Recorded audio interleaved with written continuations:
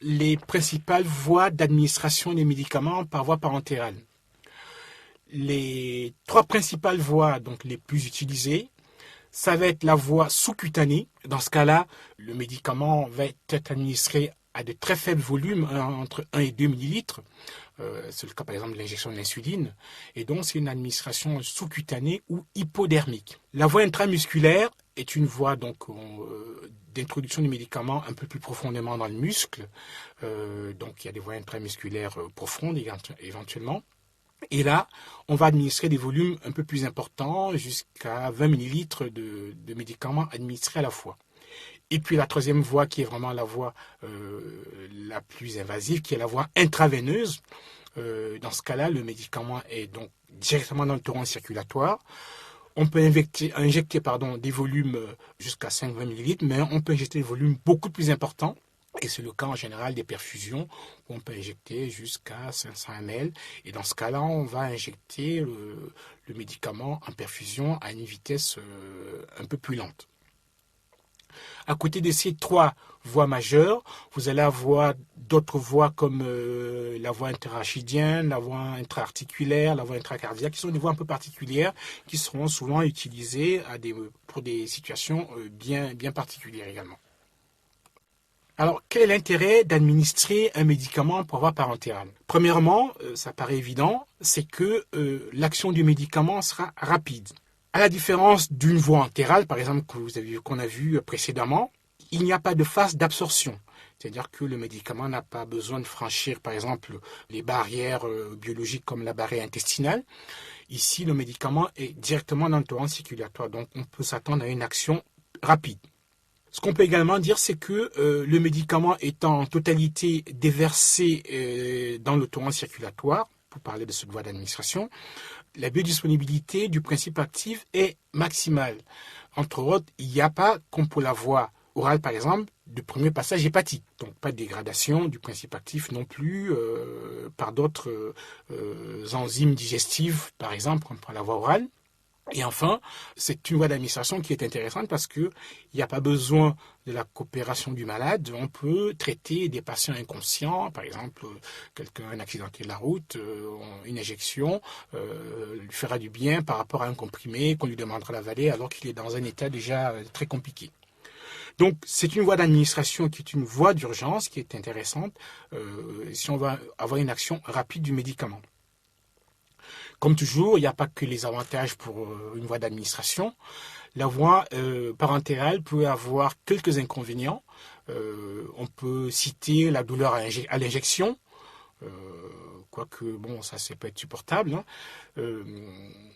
C'est un type de traitement qui est compliqué en ambulatoire, parce que, à part les traitements comme l'insuline ou d'autres traitements de ce type-là, tous les patients ne sont pas habilités à se faire injecter tout seul du médicament par voie intramusculaire, par exemple, ou par voie intraveineuse. Donc là, on peut pas faire un traitement tout seul. Et puis, bien entendu, parfois, il faut un personnel qualifié pour l'administration du médicament.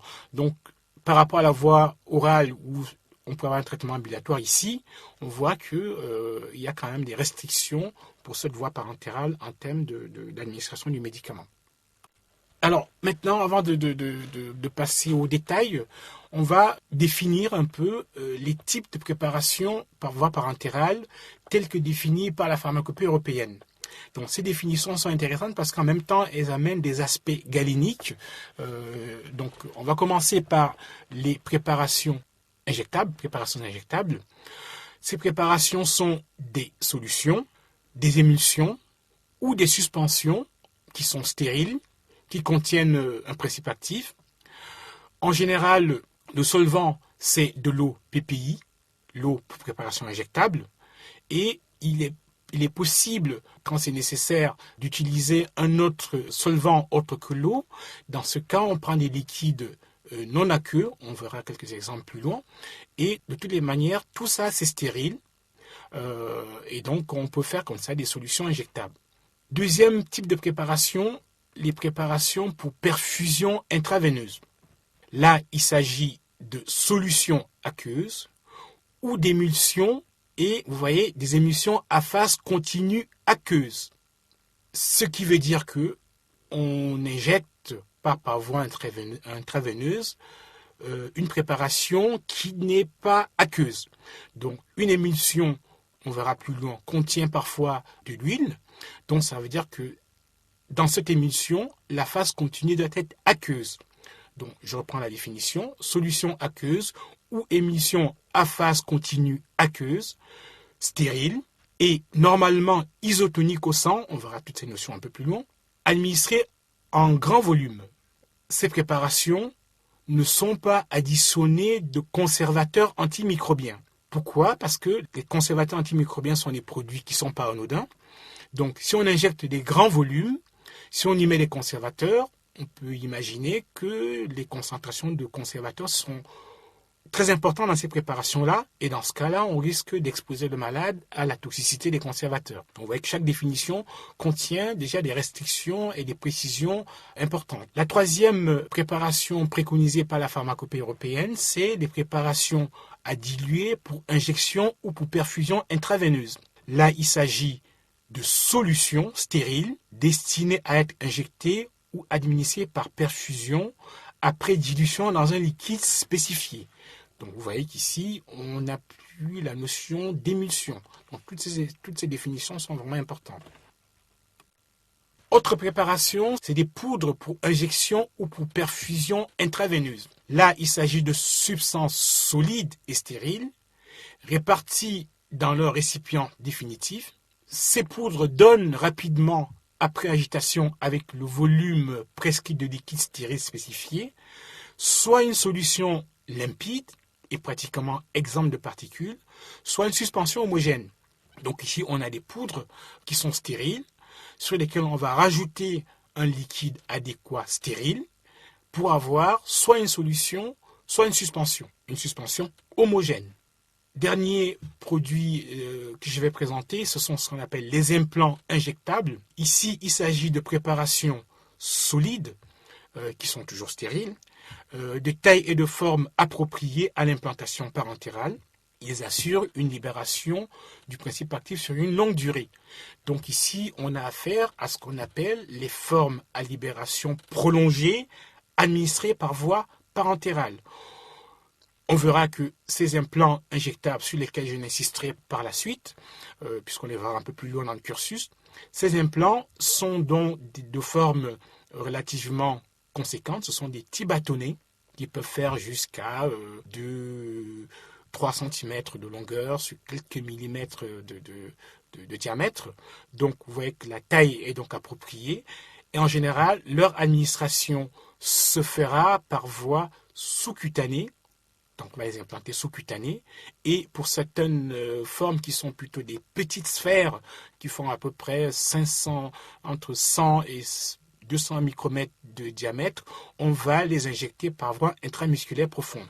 Donc je commande ces implants parce qu'on ne reviendra pas dessus, je pense, en détail dans la suite du cours. Donc voilà les préparations préconisées qui sont donc décrites à la pharmacopée européenne. Maintenant, on va regarder les solvants qui sont utilisés pour ces préparations par voie parentérale. Puisqu'en général, c'est des préparations liquides, hormis les implants, qui sont eux-mêmes administrés avec des liquides.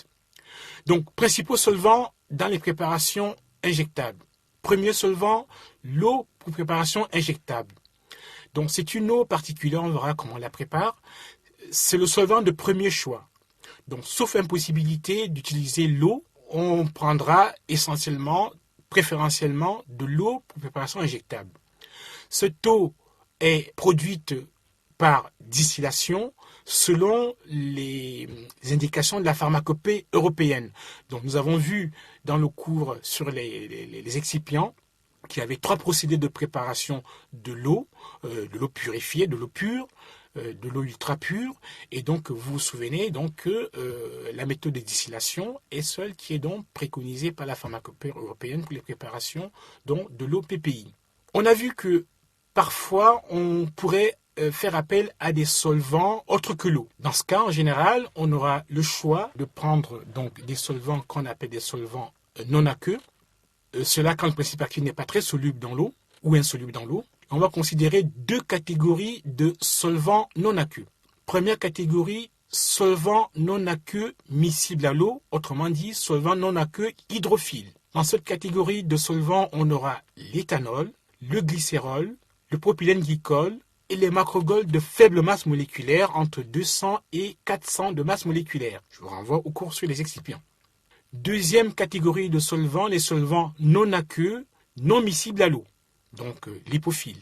Dans ce cas, on aura les huiles naturelles, huile d'arachide, huile de soja, huile d'olive, ou des huiles semi-synthétiques de type oléa d'éthyle. Et dans ce cas-là, ces huiles ont subi une purification adéquate. On peut également avoir d'autres produits comme le benzoate de benzyle, l'alcool benzylique, le lactate d'éthyle. Vous voyez que la liste des solvants non aqueux, non miscibles à l'eau, ou même des solvants miscibles à l'eau à injecter ne sont pas très nombreux. Vous avez pratiquement là sur ce transparent la totalité des produits qui sont aujourd'hui conseillés comme alternative à l'eau PPI pour faire les formats d'administration injectables. Et donc, je vous ai mis sur le transparent en bas que pour les voies d'administration, je l'ai déjà dit, mais je le répète à nouveau, pour les voies d'administration par voie intraveineuse, seule l'eau purifiée est autorisée. La plupart des solvants non aqueux ne sont pas autorisés. Et si on veut administrer une préparation par voie intraveineuse contenant un principe actif huileux, par exemple une émulsion, on va injecter uniquement une émulsion à phase continue aqueuse, dont à prépondérance d'excipients constitués par l'EPPI. Maintenant qu'on a vu les solvants utilisés, on va peut-être s'attarder sur quelques qualités requises pour les préparations parentérales. Première caractéristique qu'on a vue dans la définition même de ces préparations, c'est la stérilité. C'est incontournable, donc aussi bien le médicament que les outils utilisés pour les administrer doivent être stériles. Donc, on verra plus loin un paragraphe sur la stérilité. Deuxième qualité, c'est l'absence de pyrogènes. Donc, ces préparations doivent être apyrogènes. Qu'est-ce que c'est que des pyrogènes? Des pyrogènes sont des produits de dégradation des bactéries, des cadavres de bactéries gram-1, qu'on appelle également les endotoxines. Ça peut être également des particules synthétiques, des particules métalliques, des particules de bouchons en caoutchouc qu'on a sur les flacons. Donc, tous ces produits-là, endotoxines ou particules de substances chimiques ou particules métalliques ou autres particules, sont des particules qui sont des substances qui sont susceptibles de provoquer chez le patient une élévation de température à l'injection. Donc, il faut éviter ces désagréments, éviter l'absence de pyrogènes dans les préparations par voie parentérale. Troisième qualité importante, c'est l'isotonie au plasma. C'est un paramètre important, c'est une qualité importante. Ces préparations sont destinées par certaines voies à être directement en contact avec le torrent circulatoire, donc en contact des hématies. Et donc, il faut préserver la situation osmotique du plasma. C'est-à-dire que les préparations injectables doivent être iso-osmolaires par rapport au plasma, c'est-à-dire avoir la même osmolalité que le plasma. Cette valeur d'osmolalité est située entre 270 et 300 milliosmos par kilogramme ou par litre. Donc, on va s'arranger pour que toutes les préparations aient à peu près, à quelque chose près, cette valeur d'osmolalité. Donc, on verra plus loin comment est-ce qu'on ajuste ce genre de paramètres. Alors, pourquoi est-ce qu'on est attentif à ce paramètre? Pour plusieurs choses. Supposons que vous injectiez à un patient une préparation hypertonique, donc avec une osmolalité qui est très très supérieure à 300 milliosmoles par kilo. Dans ce cas-là, vous avez vu ça en biologie, si vous administrez ce type de médicament, il y aura une fuite d'eau qui sortirait des hématies pour rejoindre la préparation injectable.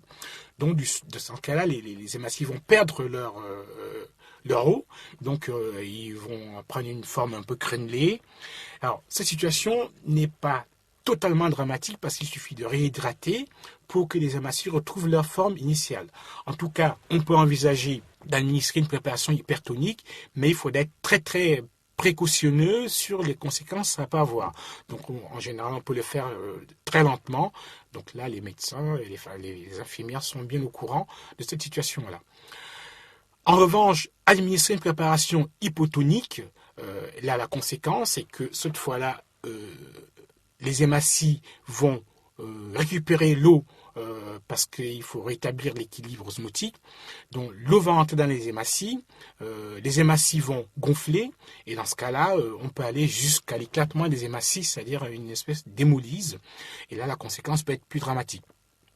Donc une précaution importante pour tout pharmacien ou médecin ou infirmière, c'est attention, bien lire les étiquettes. Une préparation hypotonique n'est pas administrée n'importe comment à un patient.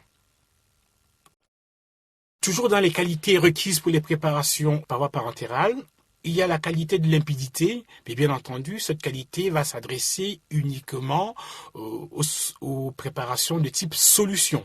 Qui dit solution dit que l'ensemble des ingrédients est dissous dans le solvant.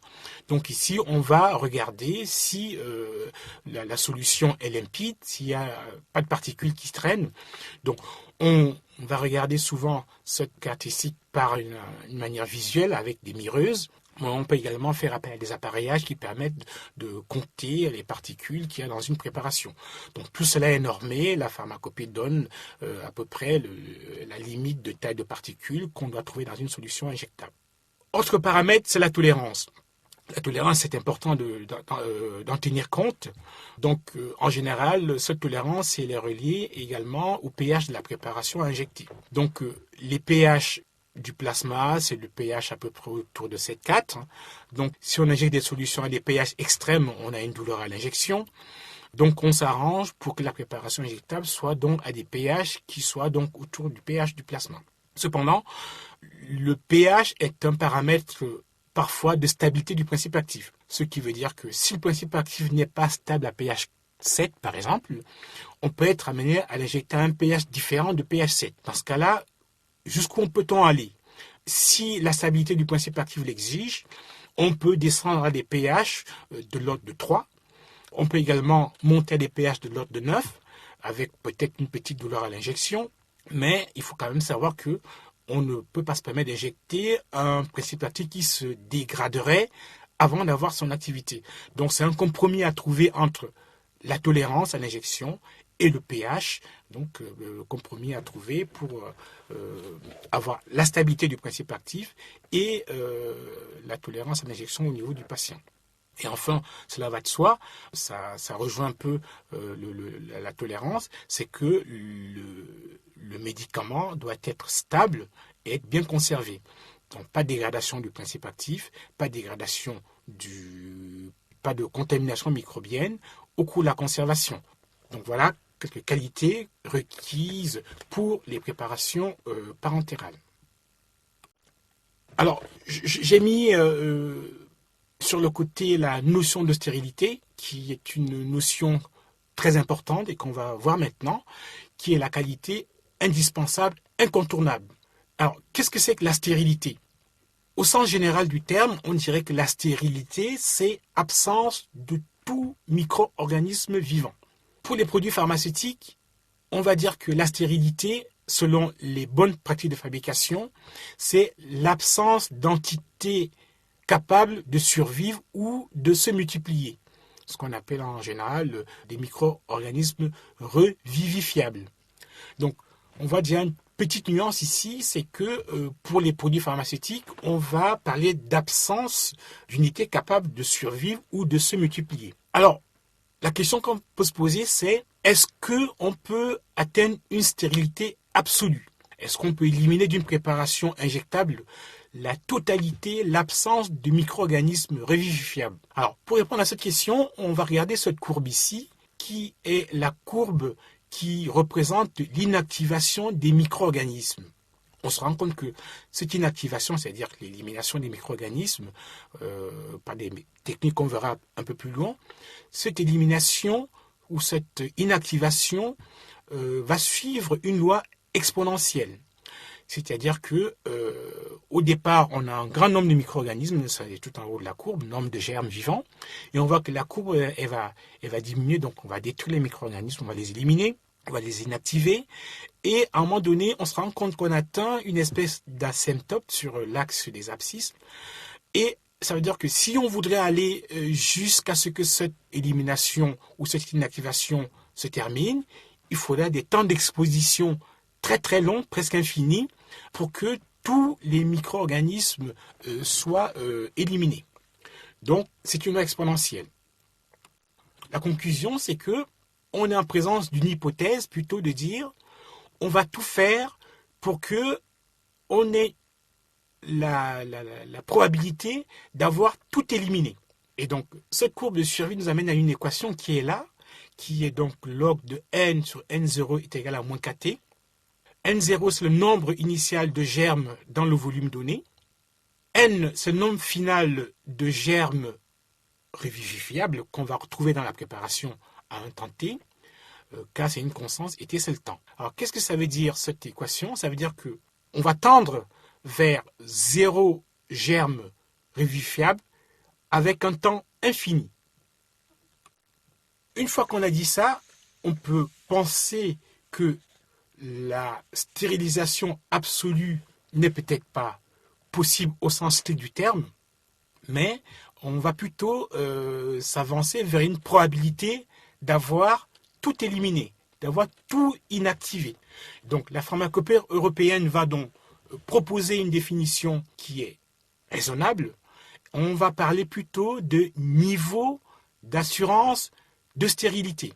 Ça veut dire quoi? Ça veut dire que le niveau d'assurance de stérilité est atteint quand on imagine que sur 1 million de germes qu'on devrait éliminer, sur ce million de germes, à la fin de l'opération donc d'élimination ou de destruction des micro-organismes, il ne restera éventuellement qu'un micro-organisme revivifiable. Donc voilà ce que ça veut dire, niveau d'assurance de stérilité, c'est que sur une population de 1 million de germes à éliminer, s'il en reste dans le milieu, il n'en restera probablement qu'un seul qui ne sera pas éliminé. Donc, cette notion est très importante, et donc ça permet de dire que la stérilité absolue n'est peut-être pas possible, mais il faut se mettre dans les conditions d'y arriver, et c'est pour cela que c'est important, et je l'ai souligné, que pour augmenter les chances de parvenir à une stérilisation satisfaisante, donc NAS 10-6, il faut absolument travailler dès le départ dans les conditions pour ne pas avoir dans son milieu beaucoup de germes à détruire. Donc N0 doit avoir une valeur la plus faible possible pour espérer arriver donc à une NAS acceptable. Et c'est pour ça que dans les protocoles de préparation injectable, on exige que le fabricant du médicament donne, avant la stérilisation, la quantité de germes à stériliser avant la stérilisation. Vous avez un mot un peu bizarre là qui s'appelle bioburden, c'est en anglais, qui est en fait c'est la charge bactérienne avant la stérilisation. Et cette valeur doit apparaître dans le processus de fabrication. Donc, si je voudrais stériliser une préparation injectable, je dois dire, avant la stérilisation, combien de germes j'ai à stériliser. Donc, c'est un moyen d'éviter de partir avec une valeur de N0 trop supérieure et de ne pas arriver à une NAS de 10-6. Donc, vous voyez, j'ai beaucoup insisté sur cette partie de l'exposé, c'est que la stérilité d'une préparation injectable reste vraiment le paramètre critique de cette voie d'administration. Maintenant qu'on a discuté de cette stérilisation et de cette notion d'assurance de stérilité, on va tout de suite voir les méthodes qui sont préconisées pour stériliser les préparations injectables. On va considérer qu'on a deux grandes approches pour stériliser un médicament. On va distinguer les procédés de destruction et les procédés d'élimination. Un procédé de destruction suppose que j'ai fabriqué mon produit et je détruis les micro-organismes qui sont présents dans le produit. Donc en général, il s'agira d'une stérilisation finale. Dans ces procédés de destruction, je vais distinguer deux modes de destruction. La destruction des micro-organismes par des moyens physiques, et dans ce cas-là, je vais considérer la destruction par la chaleur ou la destruction par des rayonnements ionisants. Je peux également détruire les micro-organismes par des moyens chimiques, et dans ce cas-là, j'utiliserai des substances toxiques pour les micro-organismes. Ces substances, on verra plus loin, sont des substances en général sous forme gazeuse. Dans les procédés d'élimination, ici, ce que je vais faire, c'est que avant de mettre mon médicament dans son conditionnement primaire définitif, j'aurai au préalable éliminé les micro-organismes. Et on verra que cette technique-là procède par une filtration stérilisante, donc je vais séparer mon médicament des micro-organismes avant de le mettre dans son conditionnement primaire. Donc, commençons par regarder donc, la destruction par les méthodes physiques. Et on va commencer donc par la première approche qui est donc l'utilisation de la chaleur. On va distinguer deux types de chaleur, la destruction par la chaleur dite humide et la destruction par la chaleur sèche. La destruction par la chaleur humide est la technique la plus utilisée. C'est une technique qui va utiliser un dispositif particulier qu'on appelle autoclave. Pour schématiser, l'autoclave, ça ressemble à une cocotte minute. Une fois que j'ai dit ça, on va revenir sur les choses plus sérieuses. Donc, l'autoclave est une enceinte qui est étanche, fermée, qui est relativement avec des parois bien solides, des parois résistantes. Voilà. Donc, dans cette enceinte, on va provoquer une vapeur d'eau surchauffée, où on va utiliser une eau de ruissellement qui est également surchauffée. Et les températures dans cette enceinte vont être très élevées, en général supérieures à 100 degrés. Et tout ça se fait en général sous pression contrôlée. Par exemple, dans une autoclave, on va avoir des températures de la vapeur d'eau qui vont aller jusqu'à 121 degrés et on va maintenir cette température pendant un certain temps, environ 15 minutes. Ça permet ainsi de stériliser les flacons de solution injectable. Donc le schéma que vous voyez là décrit donc une autoclave, petite autoclave, avec donc les différentes parties. Donc on va chauffer l'eau qui va se transformer en vapeur et donc tout ça avec des jauges qui permettent de mesurer la pression, la température, couvercle étanche bien fermé avec des joints toriques qui ne permettent aucune fuite. Donc enceinte fermée. Là vous avez une autoclave, on va dire de laboratoire de moyenne portée. Sachez qu'il existe des autoclaves qui sont des appareils qui sont de grosses enceintes qui sont un peu plus conséquentes dans lesquelles on va mettre des chariots entiers de produits à stériliser. En tout cas, le principe est le même, enceinte bien fermée dans lequel on va produire une vapeur d'eau ou d'eau de ruissellement à une température élevée. Donc, deux paramètres importants, la température et la pression. Donc voilà pour l'autoclave. Deuxième technique, c'est la technique par la chaleur sèche. Dans ce cas, ici, il n'y a pas de vapeur d'eau. Simplement, on va utiliser une enceinte qu'on appelle en général un four, dans lequel on va mettre le produit à stériliser. Et donc ici, pour répartir la chaleur de manière homogène, on va utiliser de l'air dans ce four. Et donc, bien entendu, il faudrait que cet air-là lui-même soit propre. Et donc, on va utiliser de l'air qui est filtré sur des filtres qu'on appelle en général les filtres HEPA, High Efficiency Particulate Air.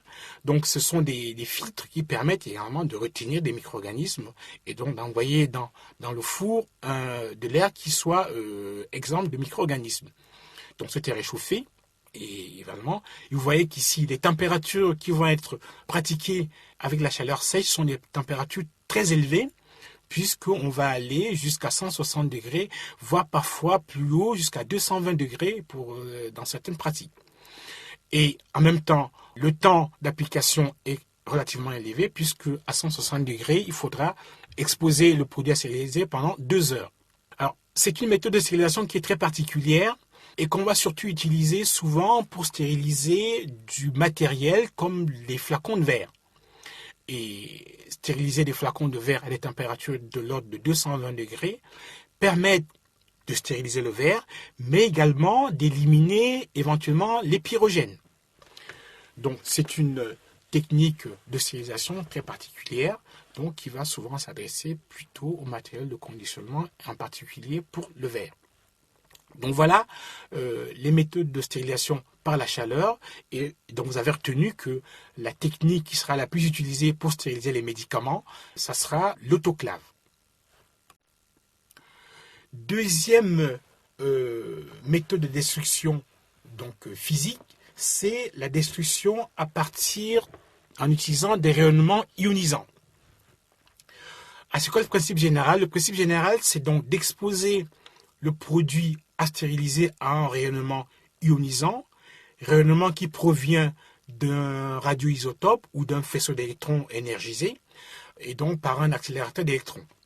Donc ici, on va envoyer sur le produit à stériliser un rayonnement ionisant qui va donc se charger de détruire les micro-organismes. Alors le mécanisme de cette radiostérilisation, c'est en général que le rayonnement ionisant va provoquer, par exemple, l'ionisation directe de l'ADN, des enzymes du micro-organisme, ou indirectement provoquer cette dégradation de l'ADN des micro-organismes par induction de radicaux libres qui eux-mêmes vont attaquer donc le matériel génétique du micro-organisme. Donc peu importe, disons que les rayonnements vont ioniser directement l'ADN et donc provoquer sa destruction.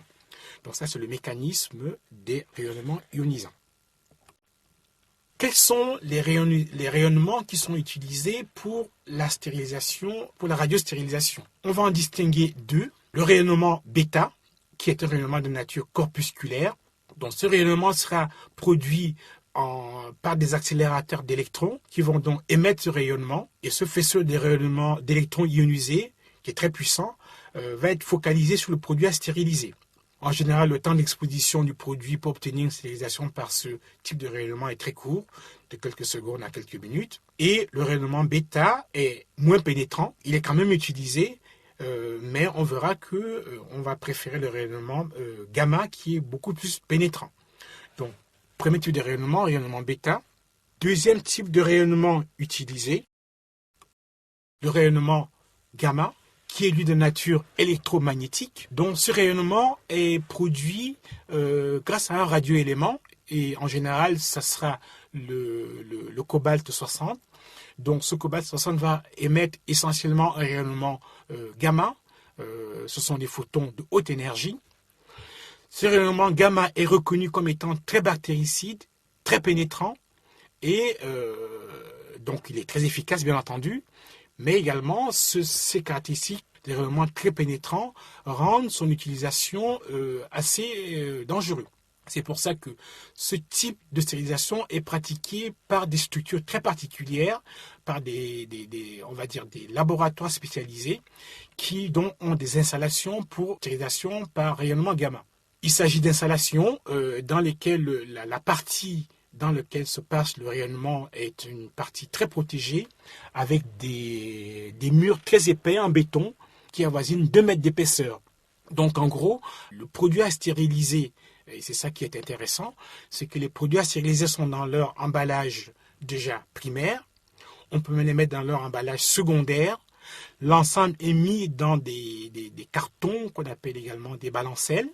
Et donc tout ça est convoyé et arrive dans l'enceinte où il y a le rayonnement.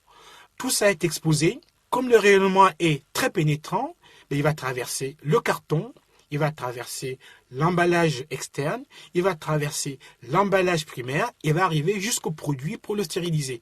Et donc sur ce schéma, vous voyez que les cartons débalancés arrivent, rentrent dans l'enceinte de stérilisation, circulent, font le tour et ressortent de l'autre côté avec les produits stériles.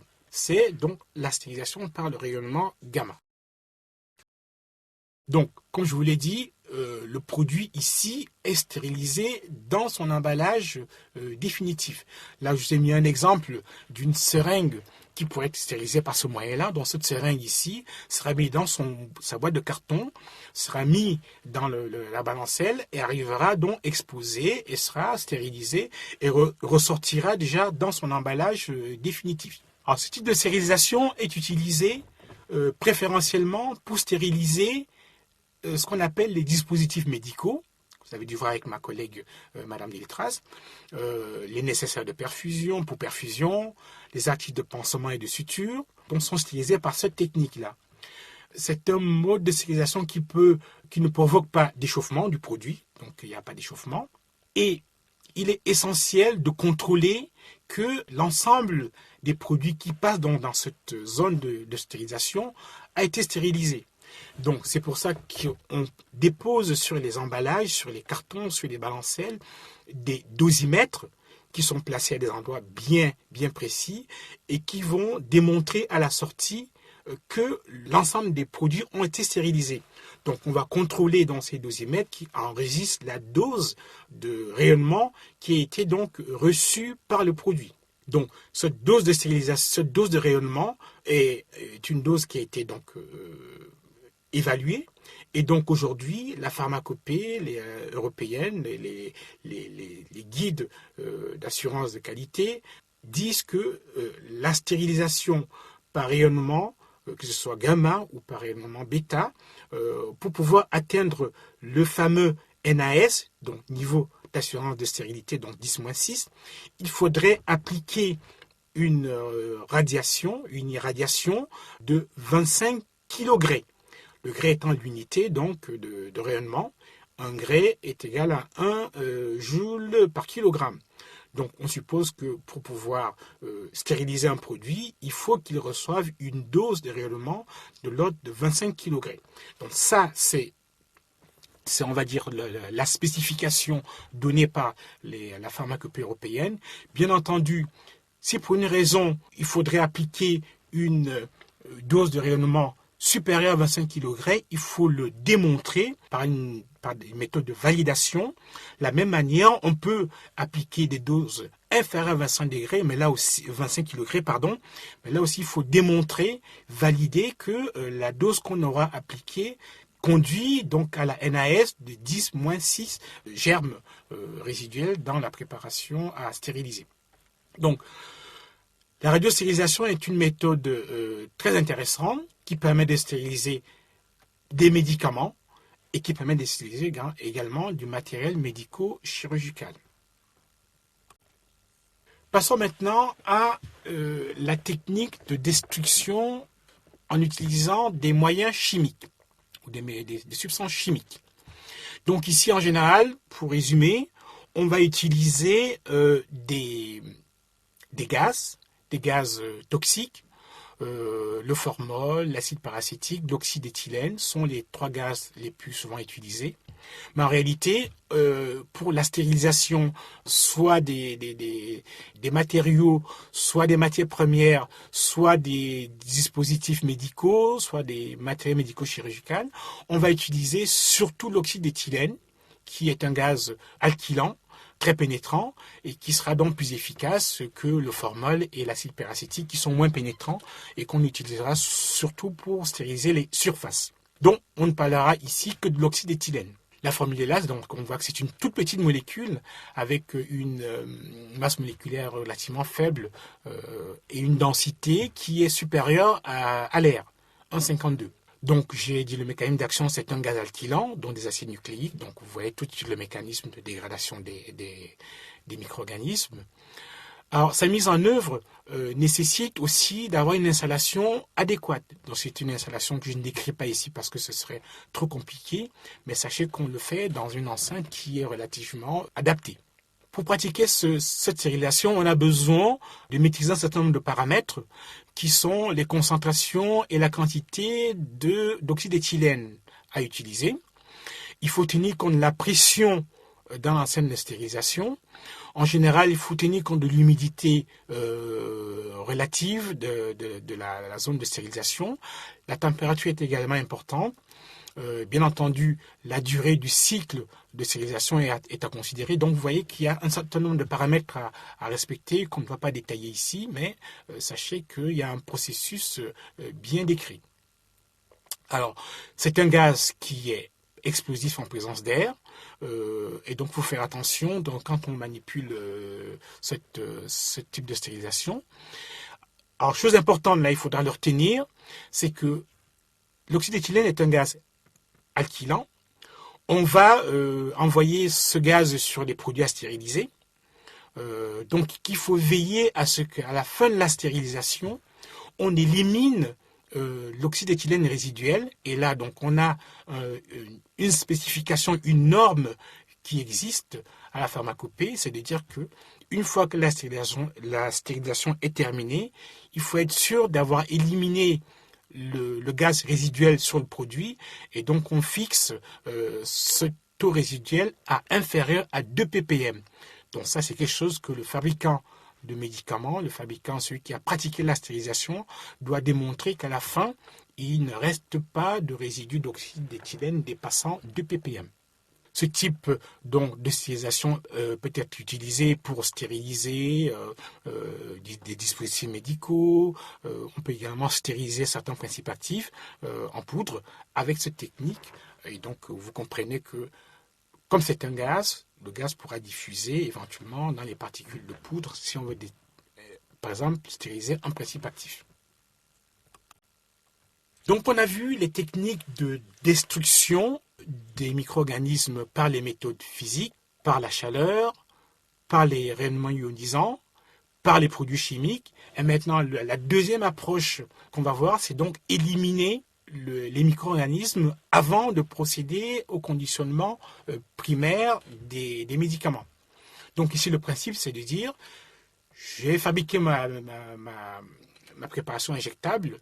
Avant de conditionner, j'essaie d'éliminer les micro-organismes, et donc pour ça, j'ai besoin d'un média filtrant, d'un média écran, qui va donc séparer les micro-organismes de ma préparation.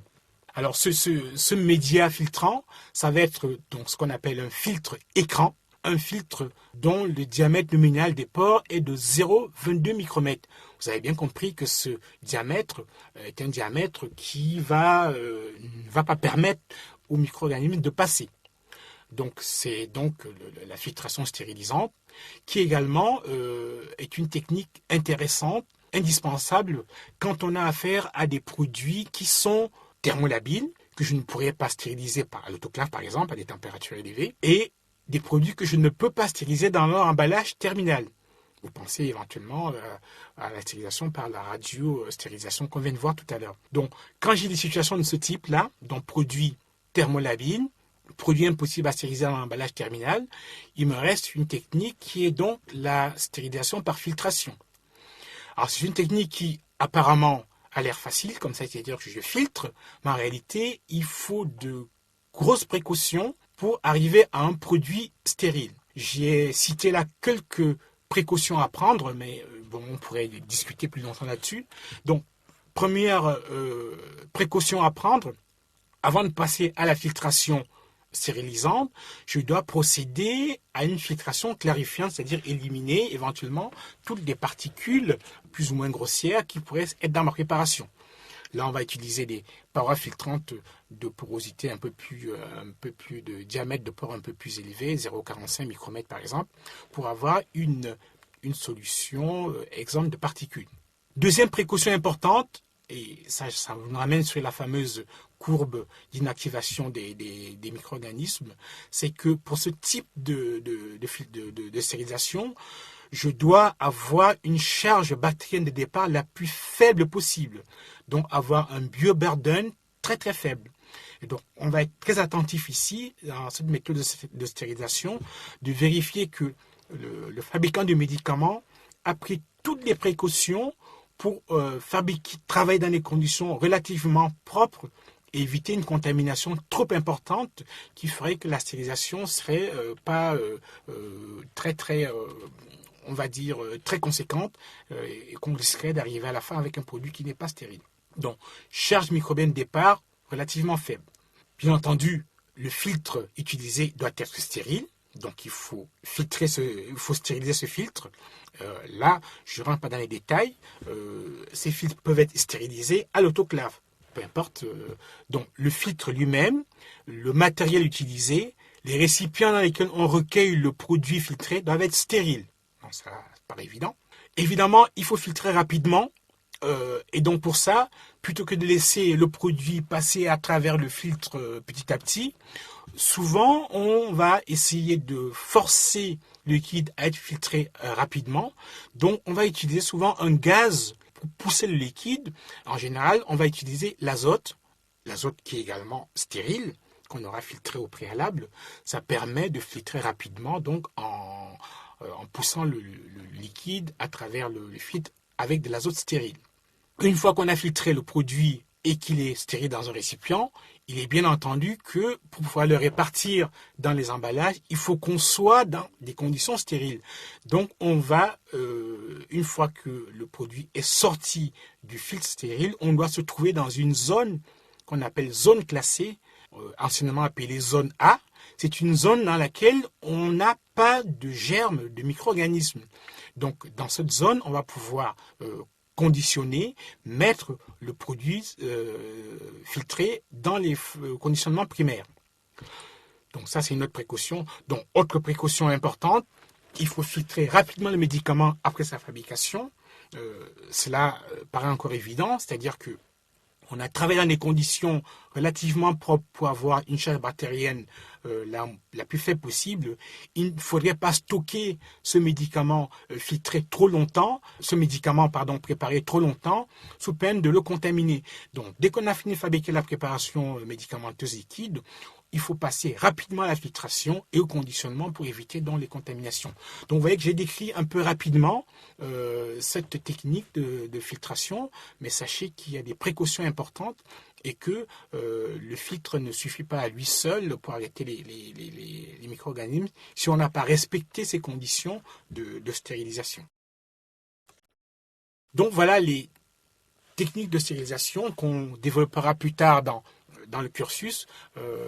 Maintenant qu'on a, on va peut-être dire un mot sur les articles de conditionnement, les articles d'emballage, donc des préparations injectables. On va distinguer en gros deux grands groupes de conditionnement primaire ou d'emballage primaire. Donc c'est d'une partie le verre et d'autre part ce qu'on appelle des matériaux plastiques. Le verre donc reste le matériel de choix. Pourquoi ? Parce que le verre est un matériel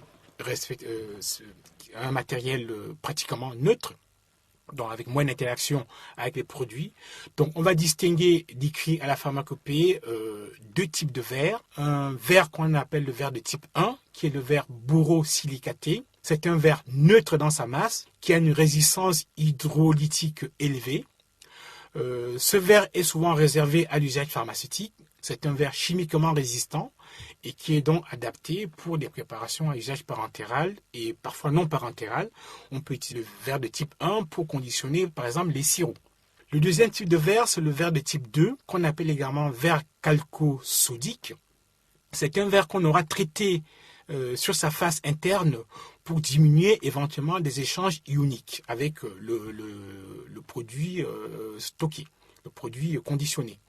Donc pareil, c'est un verre qui a une résistance hydrolytique élevée. Il est adapté aux préparations aqueuses pour usage parentéral de pH inférieur à 7.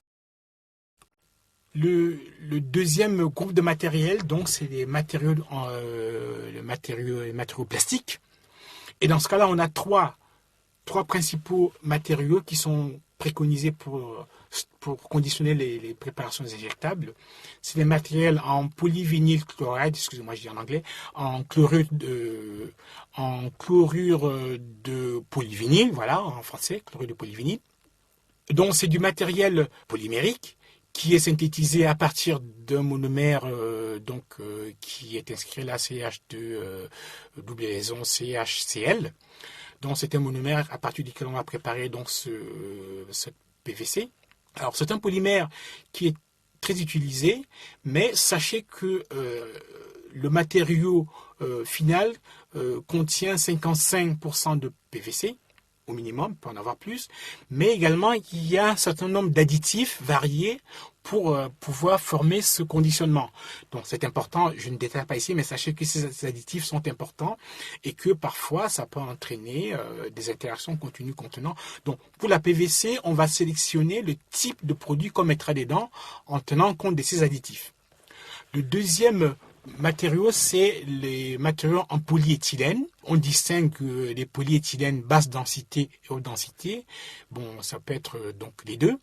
Donc c'est un matériau, à la différence de la PVC qu'on a vu précédemment, qui est sans additif. Donc ça veut dire qu'on aura déjà moins d'interaction avec le produit conditionné. C'est un matériau qui est stérilisable à l'autoclave, c'est très important parce qu'on pense souvent que les matériaux plastiques vont être détruits par la chaleur. Donc le conditionnement en polyéthylène peut être stérilisé à condition qu'on respecte une température de l'ordre de 100, 110, 111 degrés.